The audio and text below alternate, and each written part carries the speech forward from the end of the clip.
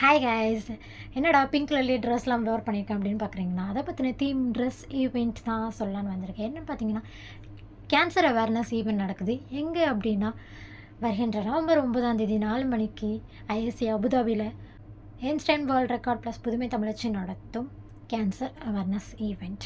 இதில் 1000 participate pink colour dress வந்து வேர் பண்ணி ஹிஸ்ட்ரியாக இது வந்து பீட் அப் பிரெஸ்ட் கேன்சருங்கிற தீமில் ஒரு ஈவெண்ட் பண்ண போகிறாங்க.